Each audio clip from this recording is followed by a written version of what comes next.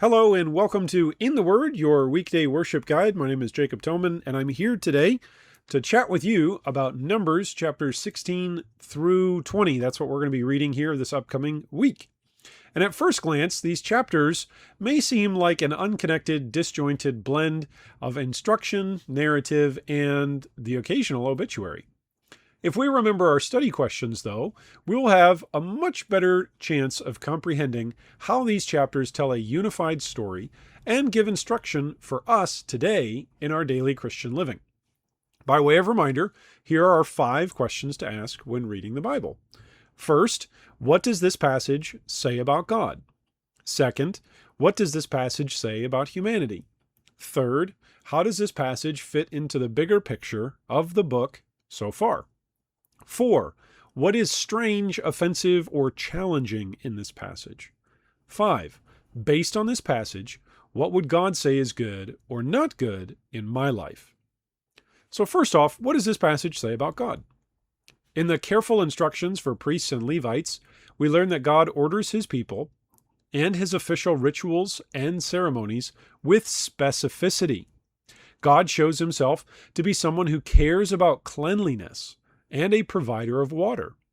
When his people grumble amongst themselves, God is willing to step in and settle matters directly. What else do you notice about God in these chapters? Secondly, what does this passage have to say about humanity? Well, apart from God's direct intervention, we humans are a self-harming, divisive bunch, ready to turn on each other at a moment's notice. We humans are more eager to harm than help, and more ready to complain than contribute. Apart from the intervening grace of God, we are a miserable, wretched, sinful people. What else do you notice about humanity in these chapters? Thirdly, how does this passage fit into the bigger picture of the book so far? These chapters act like a transitional hinge upon which much of the book swings. The chapters up ahead will detail more about the wilderness wars and encounters with opposition external to God's people. Up until now, we've seen most conflict as being centered around Moses' leadership and the people's immediate complaints to return back to Egypt. What else do you notice, though, about these chapters and their place in the rest of the book of Numbers so far? Fourthly, what is strange, offensive, or challenging in this passage? For some, the rebellion in chapter 16 is strange, and so is God's response. For others, the budding of Aaron's staff and the ceremonial cleanliness will seem to be some of the oddest stuff in the whole Bible. What stands out to you as particularly strange, offensive, or challenging in these chapters? Perhaps the easiest question to answer, but the hardest one to live out, is this last question. Based on this passage, what would God say is good or not good in our lives? How do we respond to those around us when circumstances don't match our expectations? We are more like the grumbling rebels than we would often like to admit.